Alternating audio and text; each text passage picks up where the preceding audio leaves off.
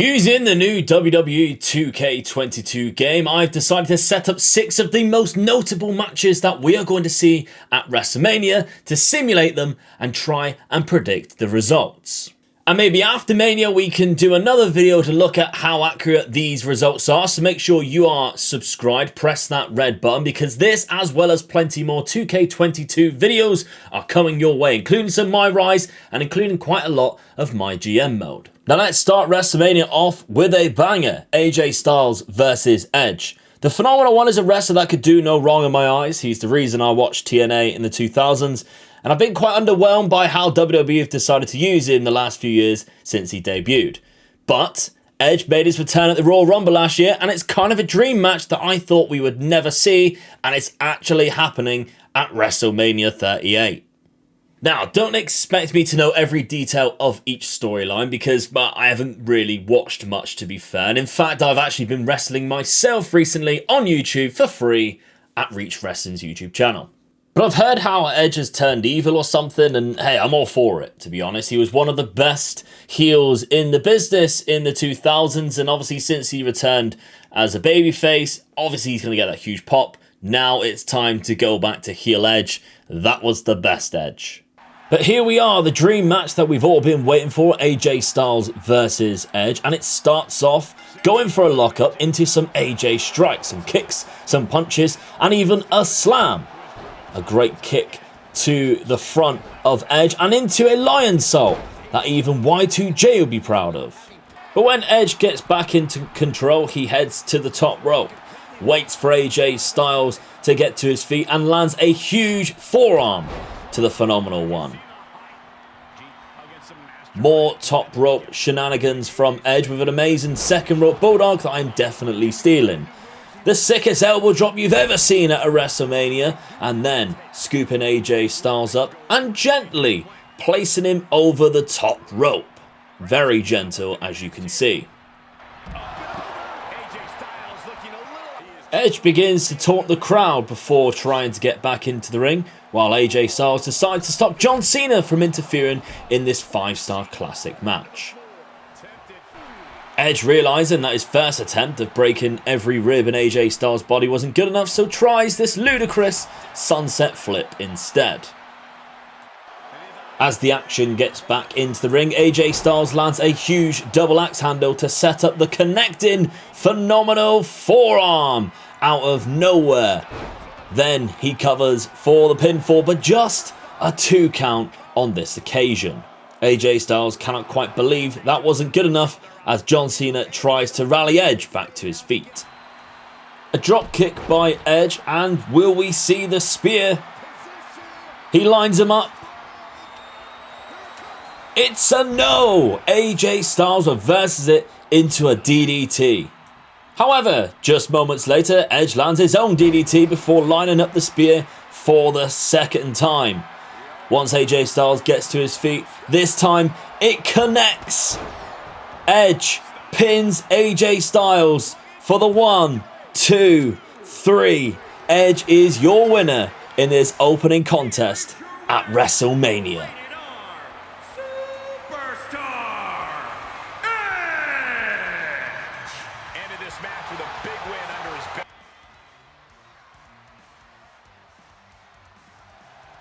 Next up, we have Ronda Rousey back in the WWE versus, of course, Charlotte Flair for the SmackDown Women's Championship.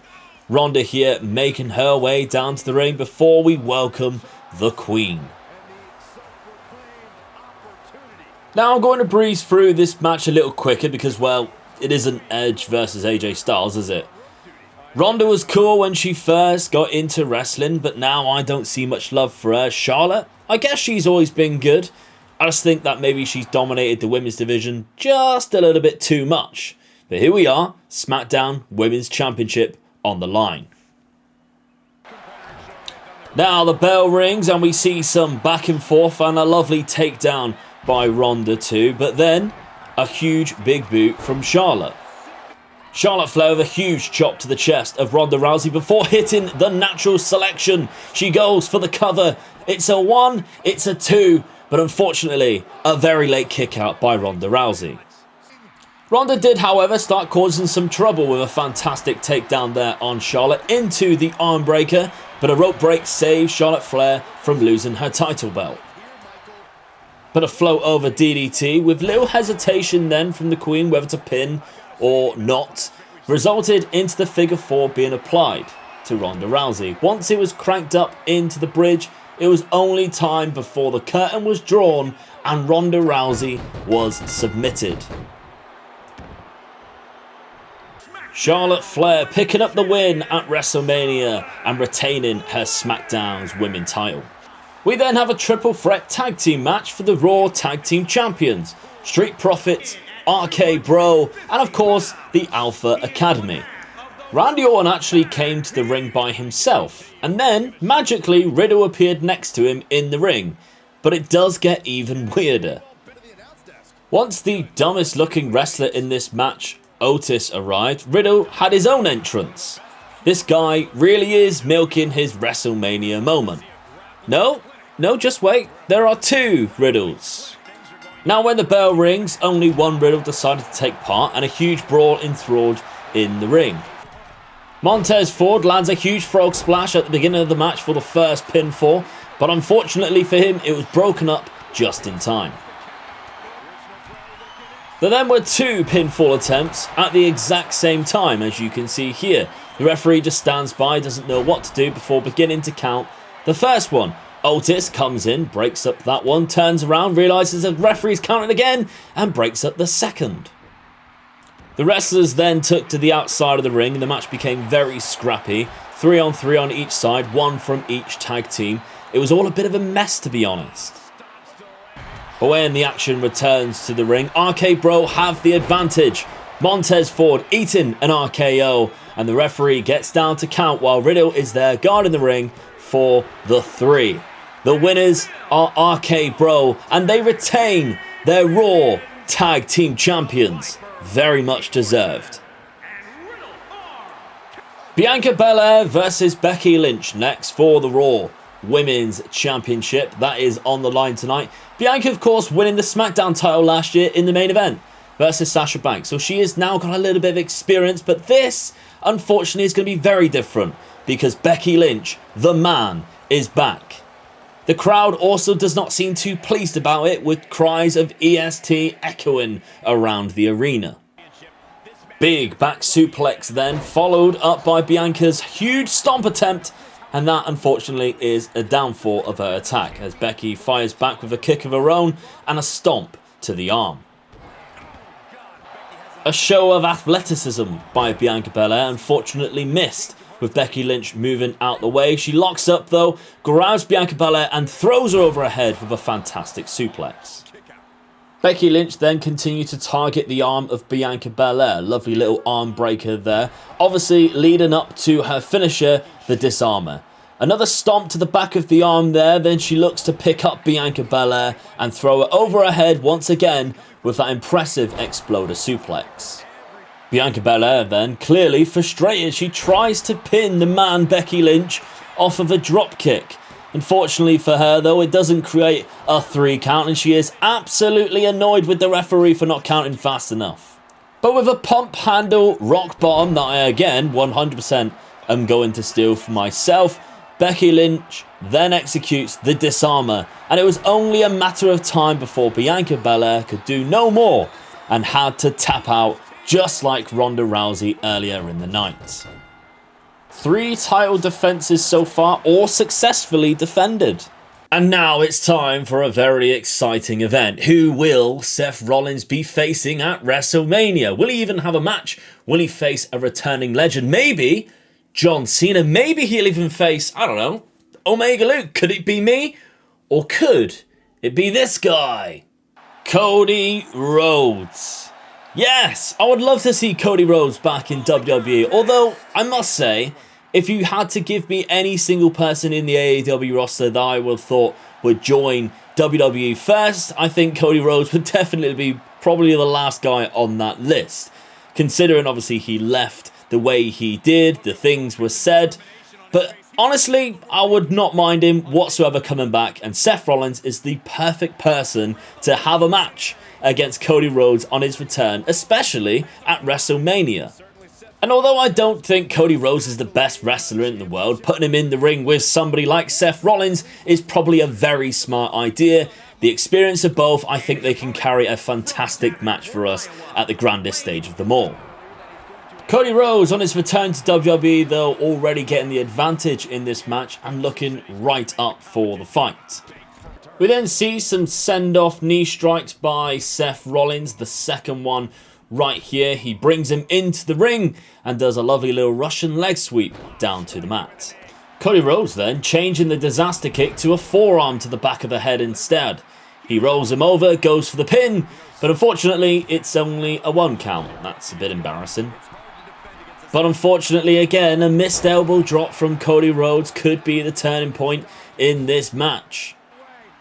But not for long. Cody Rhodes taking advantage yet again of Seth Rollins, picking him up and dumping him down on the back of his head.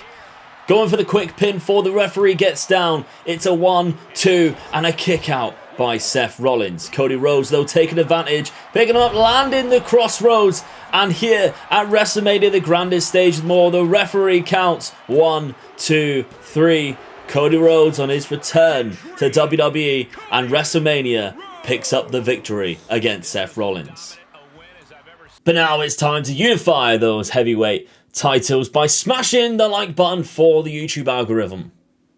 But seriously, what a crazy match that WWE have put on here. They thinned out the roster of all the releases over the last couple of years for some time now, and it does make you wonder now with the unification of the 2 heavyweight title belts whether they're going to avoid maybe the draft or the roster split, as it would, across Raw and SmackDown and stick with just one main roster again. But do you recognise and acknowledge Roman Reigns as that unified champion? Or will it be Brock Lesnar, the Beast incarnate? Brock is probably the only man built up enough, I think, that will defeat Roman Reigns right now. But let me know in the comment section, what do you think? Who do you think will win in this contest? This obviously is going to be the main event, putting 2 title belts together. Probably one of the biggest matches that we're going to see at WrestleMania for quite some time. Will it be the head of the table Roman Reigns, or will it be the man with the man bun? But here we are, kicking off our main event of WrestleMania, and Brock is off to a fantastic start with those huge blows. Picking Roman Reigns up, huge double underhook suplex to the head of the table. But the suplexes don't stop there. There's another German. And Roman Reigns showing us he knows exactly how to work the hard cam. Something that he learnt down in NXT at the Performance Center, I bet. But Brock is really putting the beating on the Tribal Chief here, and yet another German suplex.